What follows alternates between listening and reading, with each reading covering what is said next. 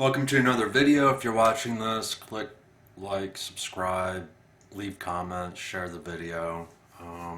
Click don't like it. Comments can be good or bad. Ask questions.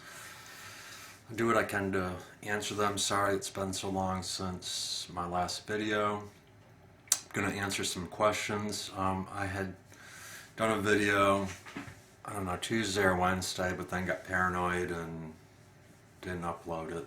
And since then, I've just been, really fatigued and lethargic, and just, I've either, well, I haven't done it. So, gonna try and do it now, and so yeah, let's get with the show, I guess. These are from Mary Catherine. First question is, Rick, is it impossible for a man with BPD to fully trust? It's not impossible. I would say it's unlikely for a significant other or a lay person to accomplish that with someone who has borderline personality disorder. They really need to be in a therapy program that's designed for people with borderline personality, such as DBT, which is probably the most prevalent and most available therapy for people with DBT that's out there. If you check the description, I have a link to a website. It's DBT Self-Help. It's free. It's the entire DBT course online, so you can get an idea of what it's like. It's not my website. I'm not affiliated with it. I don't get any money from promoting it, so just check it out.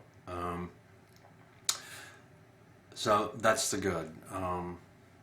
DBT has shown to be relatively effective with people with borderline personality disorder. I've taken it. It's helped with some things, and other things it really hasn't helped with. But it's like everything, it's not 100% effective. Some people have more success than others. The bad is a lot of insurance companies won't cover the therapy, and it can be expensive. Generally, the program is a year-long course with weekly group meetings, and then you'll also have an individual DBT therapist that you meet with, I think, weekly. I could not afford the DBT therapist, so I just did the group, which is still helpful. You still learn the skills. But that was $50, so you're looking at $200 a month. Also, it's not a quick fix program, so if somebody's looking at taking it and hoping that they don't have to do anything, or they take the course, they'll be better, it doesn't work like that. You're learning new skills, and it's, if you have bad habits, you're not just going to break a bad habit immediately. It takes work to overcome the bad habit. Same thing with DBT. The person is learning new skills, and you want to get good enough to the point where you can integrate those new skills into your life seamlessly without having to think about them, and they just become part of who you are. The other thing is, I live in a relatively large city, and I had to be placed on a waiting list. So if you're in a smaller city, expect a longer waiting list time to get into a program. Also, may not even be able to find a program near you, so you might have to travel to a larger city. So that's my thoughts on that. For them to overcome that, really should be in a program like DBT. And even then, I guess the other things I would say with trust is say what you mean. And I think one thing that really gives us a hard time is text messaging. If if someone sends you a text, don't wait to get back with us. Try to respond quickly. That is one thing that I seem to notice, is that a lot of us, the longer it takes to receive a reply to the text message, it seems to create more paranoia that something might be wrong. Or so try to respond to text messaging. Mean what you say, do what you say you're going to. If you say you're going to call somebody at 1 o'clock, call them at 1 o'clock, not 1:20, not 1:25. If you have bad memory and can't remember to do that, your cell phone should have a program where you can put a reminder in there to yourself. So those things can help. Next question is, does he always suspect that what a woman tells him, such as that he's bright, special, wanted, sees past the BPD, is mere bullshit? To some extent, yeah. It goes back to, it's kind of like this. If you tell me, if somebody tells me I'm a bright person, or I'm a nice person, or I'm this or I'm that, and what I'm going to be doing is, you're saying all these great things about me and I'm a great person. Well, I'm looking at my phone and nobody's calling me, and nobody's sending me a text message, and nobody's asking me to do anything, and nobody's asking me how I am, and nobody's knocking at my door asking me if I want to go out. So then I start comparing this with the words said, and actions speak louder than words. And so then I begin to think, well, all these great words that I'm hearing, I begin to think are more patronizing comments, or are things that are being told to me to try to make me feel better about myself, and aren't necessarily true.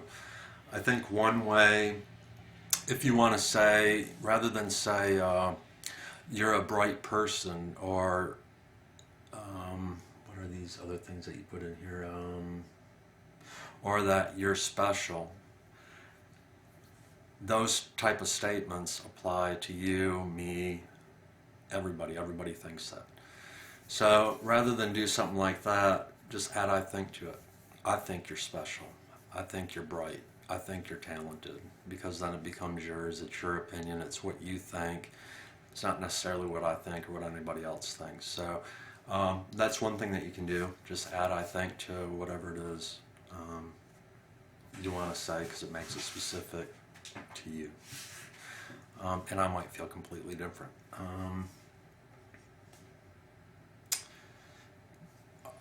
Another comment on that. If you do say something like you're bright, or you're special, or you're attractive, anything like that, you better mean what you say. So there's that. And then what does it take to get through to him, or is it a mood effort? I won't say that it's a moot effort. Again, it goes back to they really need to be in a program like DBT that's going to teach new skills, or attempt to teach new skills. I think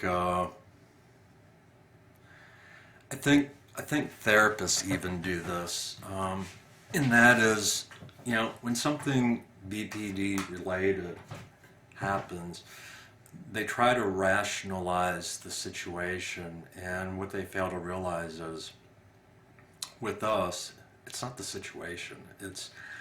I'm thinking about the same situation occurred when I was 11, when I was 12, when I was 15, when I was 16, when I was 18, when I was 20, 22, 23, 24, when I was 30, when I was 38, 39, on and on. So it's not just, I'm not thinking about just one situation right now. I'm thinking about all these situations that have happened all throughout my life. And so, and I think people need to keep that in mind, that it's not just now. When I look at all my dysfunctional relationships from the time I was in junior high to now, The patterns are all the same, just put a different person in there. So it's not necessarily the person. It could be the situation or the pattern of the situation that keeps repeating, if that makes sense.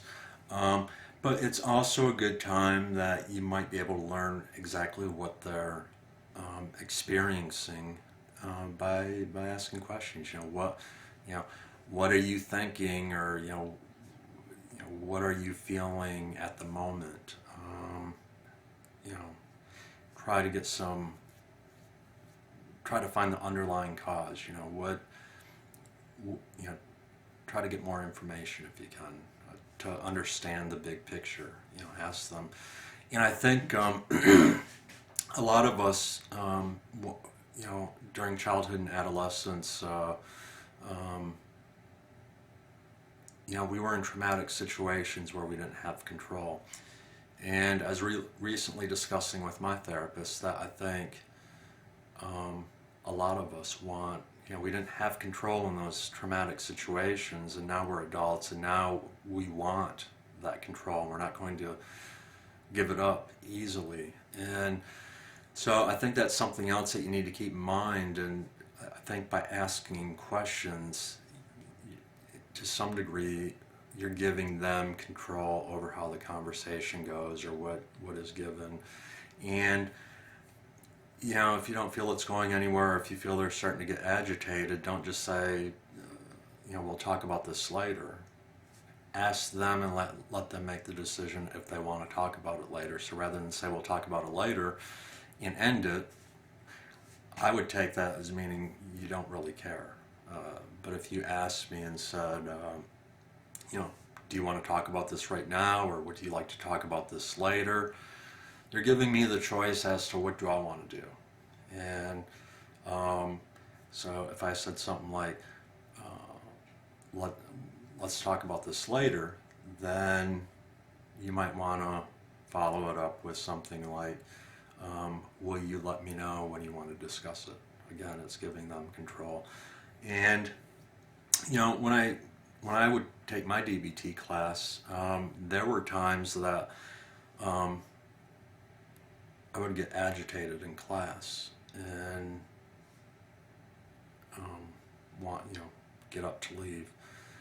And my DBT therapist that was leading the group had two ways that he could have handled it. And the one way is he could have argued with me and tried to force me to stay in class, which would have got him nowhere. Actually, it would have made me more resistant. I think that's why you want to give the person as much control as what you can.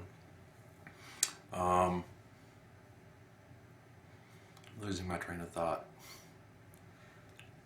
Anyways, I don't know where I was going with that. But anyways, in DBT class, I know what I was going to say. So in regards to that, you want to give them control, because if you don't and you try to argue it with them, we're just going to become more resistant. And then we're going to put our foot down because we're not going to give you that control. So when I would get up to leave, he could have argued with me. I would have become more resistant and probably more belligerent. I would have just left. But instead, he was like, I'd really like you to stay in class, but if you feel you have to go, I understand, and we'll see you next week. So he gave me the control to make the decision. He let me know he wants me to stay in class, and that's what he would prefer, but he understands if I need to leave, the choice is mine. What's there to argue about? Nothing. And so that would be my thoughts on those topics. And you did use the word bullshit, which I do appreciate. I encourage the use of all foul and obscene language on my page. And let's see here, serious question. Does a man with BPD choose youthful, beautiful females half their age because, one, he can, two, the relationships are easier to manage, three, he requires the identity to allow him, or for another reason, just trying to understand this disorder that seems to consume a brilliant man and dictate his choices in life? And then a nice person wrote, maybe he thinks because she is younger, she is not looking for a commitment as much as an older woman. That's one possibility. Um, I don't really know if I have like a strong opinion on this. I guess for me, I'll be 45 in 13 days. Um, I have never felt, my life is always, I've never felt older than like 21, 22, 23. And I mean, even when I was younger, in junior high and high school, it always seems like I was interacting with older people. Um, and But I've never felt older than 21, 22, 23, somewhere in there. So for me, if I dated, I would feel, I seem to relate well to people in that age range. But I don't know if that's necessarily a borderline thing. It does seem like more men than women that have borderline personality disorder have a harder time staying in a relationship, but that's just an opinion. I don't think there is one specific answer to that. I think that's just one of those. There's a lot of different answers. Everybody is individual. For me, I don't see myself as 45 years old. I see myself as 21, 22, 23. So, anyways, I think I addressed everything. I'm not going to watch this video because I don't watch any of my videos. My moods change. So, if I wait and hold off, if I was to watch it, like, let's say tomorrow, I might be totally turned off by everything I said, and my moods are constantly fluctuating. So that's why I don't watch any of this stuff. I try to do it all in one take. I don't write scripts or anything like that because it seems seems too fake. Try to just wing it and post it and forget about it. So if you have questions, feel free to ask. Everybody has different little things that they do. So I guess I'm going to call this weird thoughts. A weird thought. Be interesting if I didn't know anything at all about mental illness, if I didn't have mental illness, and I was to meet somebody with, meet like a really hot looking girl with, let's say, bipolar. But I'm like a stupid guy. I don't know what bipolar is. I don't know what mental illness is. And so, me and this bipolar girl, we hit it off and we're having a great time. But the only thing is, she seems, she's like in her depressed state. She's not manic, she's depressed. And so, we have sex and she's depressed. And then like the moment we're done having sex, then she goes all manic and goes crazy, and I assume that it's because of the sex, but it's really because of the bipolar. Anyways, that's just, I don't know, a weird thought. And the other thing, I saw some video on YouTube, and I'll probably make fun of something like this at some point. A guy doing a video should never be laying on a bed looking into a camera talking. Just weird.